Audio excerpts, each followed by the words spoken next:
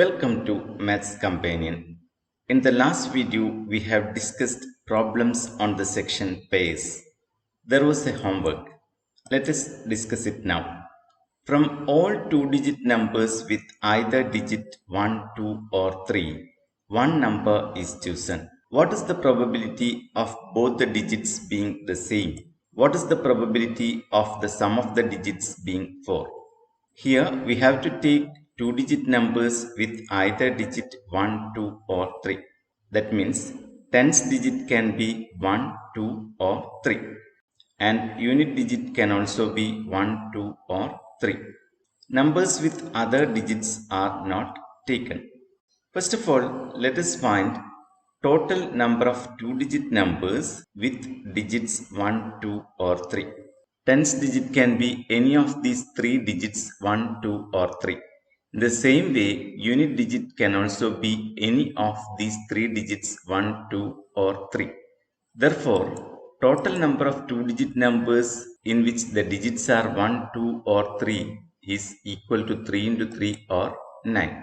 Now let us find the probability of both the digits being same. For that we need to find number of two-digit numbers with same digits and total number of numbers. We have seen that total number of numbers is 9. Now let us find number of two-digit numbers with digits 1, 2, 3 where the digits are same. There are only three numbers with the same digits. They are 11, 22 and 33. Therefore, we can say number of numbers in which the two digits are equal is 3. Therefore, probability of getting a number with two digits equal to 3 by 9 or 1 by 3.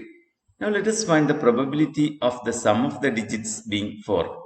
To find it, we have to find number of numbers in which the sum of the digits is 4 and total number of numbers. 1 plus 3 is 4. Therefore, 13 is a number in which sum of the digits is 4. 2 plus 2 is 4. Therefore, 22 is another number in which the sum of the digits is 4. 3 plus 1 is 4. Therefore, 31 is another number where the sum of the digits is 4. So, total number of numbers in which the sum of the digits is 4 is 3. Therefore, probability of getting the sum 4 is 3 by 9 or 1 by 3. Another problem. A game for two players. First, each has to decide whether he wants odd number or even number.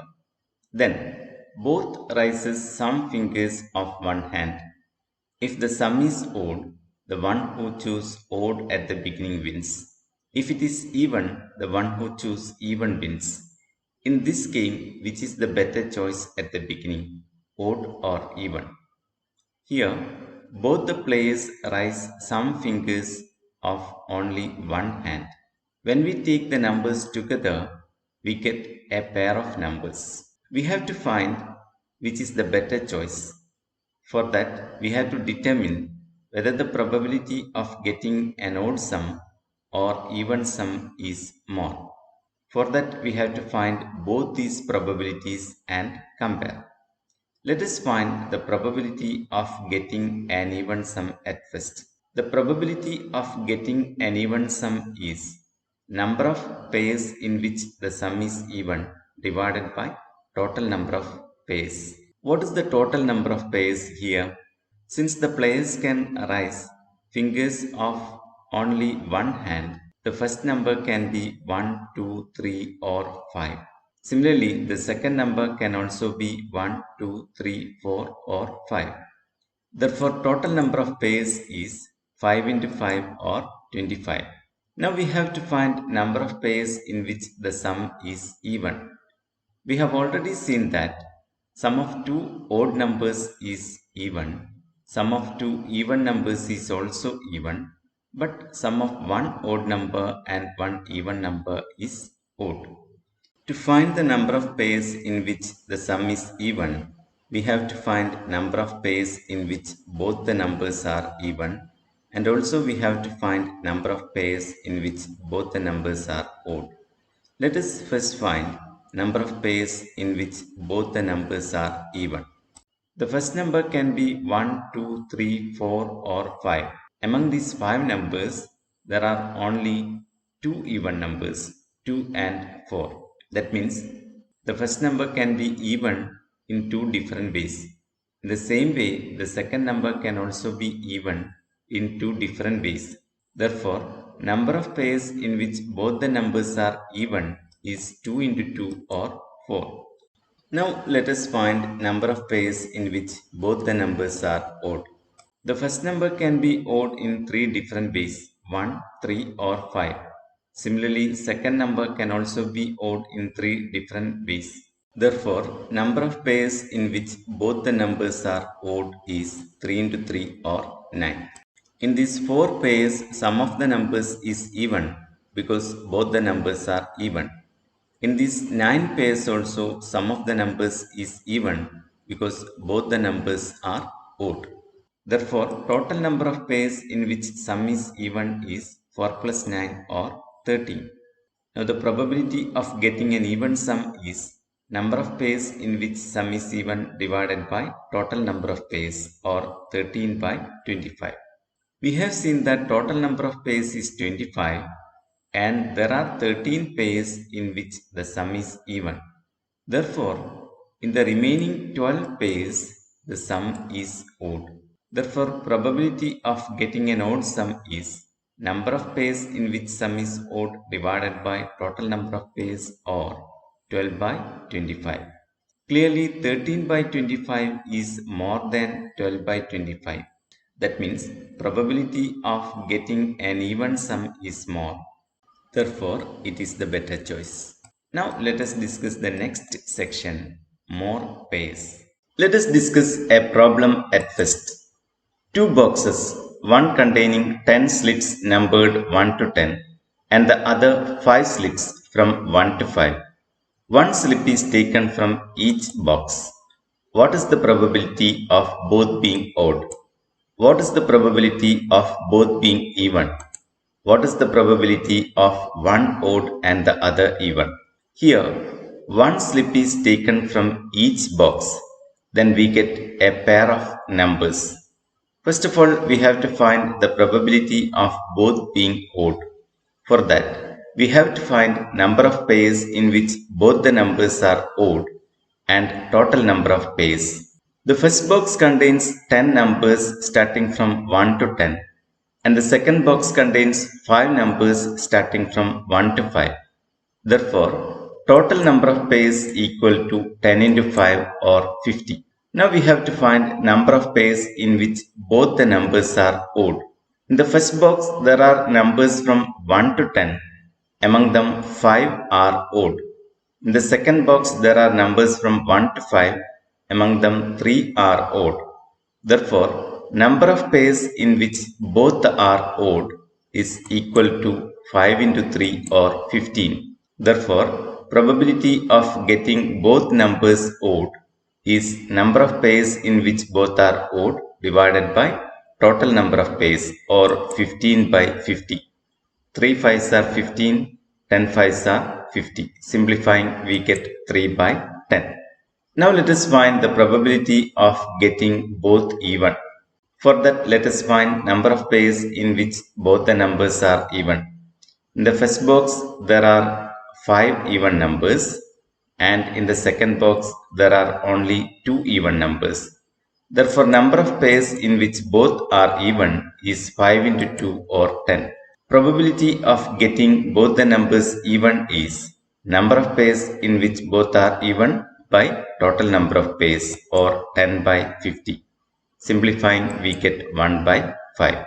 That is, probability of getting both the numbers even is 1 by 5. Now, when we take all these pairs, we can categorize them into 3 groups. 1. Both the numbers are odd. 2. Both the numbers are even. 3. One number is odd and the other is even.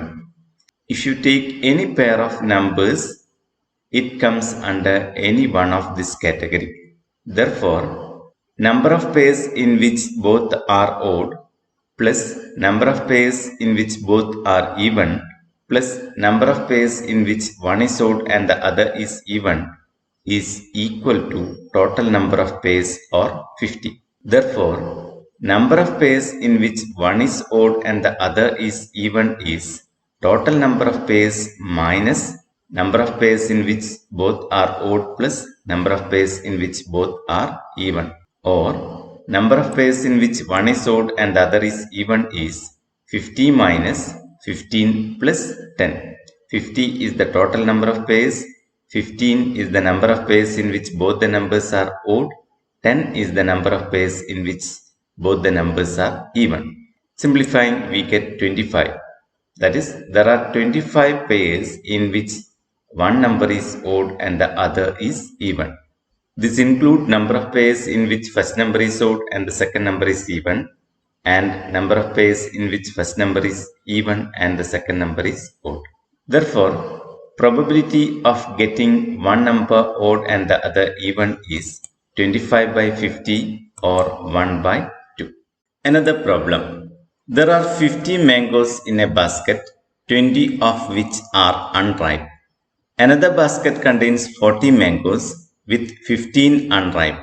One mango is taken from each basket. What is the probability of both being ripe? What is the probability of both being unripe? What is the probability of getting at least one ripe mango? Let us take the first basket. There are 50 mangoes, 20 of which are unripe mangoes. How many ripe mangoes are there? Since the total number of mangoes is 50, 30 mangoes are ripe. Now let us take the second basket. There are 40 mangoes, 15 mangoes are unripe. Then what is the number of ripe mangoes in the second basket? 40 minus 15 or 25. When we take one mango from each basket, we get a pair of mangoes. What is the total number of pairs? Since there are 50 mangoes in the first basket and 40 mangoes in the second basket, total number of pairs is 50 into 40 or 2000.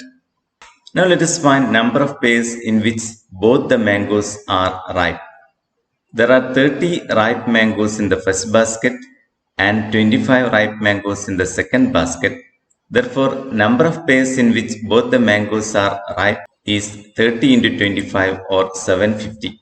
Therefore, probability of getting both the mangoes ripe is number of pairs in which both are ripe divided by total number of pairs, or 750 divided by 2000.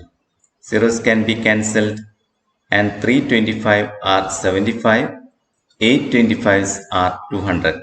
So simplifying, we get 3 by 8. That means probability of getting both ripe mangoes is 3 by 8. Now we have to find the probability of getting both unripe mangoes.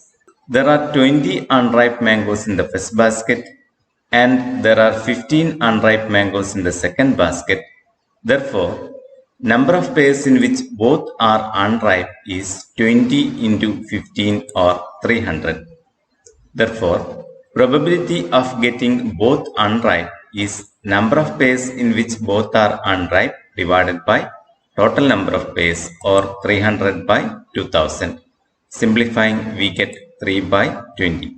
That is, probability of getting both unripe mangoes is 3 by 20. Now lastly, we have to find the probability of getting at least one ripe mango. What is meant by at least one ripe mango? We can consider the pairs where both the mangoes are ripe. We can also consider the pairs where one mango is ripe. But we cannot consider the pairs where both the mangoes are unripe. That means we should not consider all the pairs where both the mangoes are unripe, but we have to consider all other pairs. And we have seen that there are 300 pairs in which both the mangoes are unripe. So we should not consider all those 300 pairs. And in the remaining 1700 pairs, either both the mangoes are ripe or one mango is ripe. So the total number of pairs in which at least one ripe mango is 1700. Therefore, probability of getting at least one ripe mango is 1700 divided by 2000.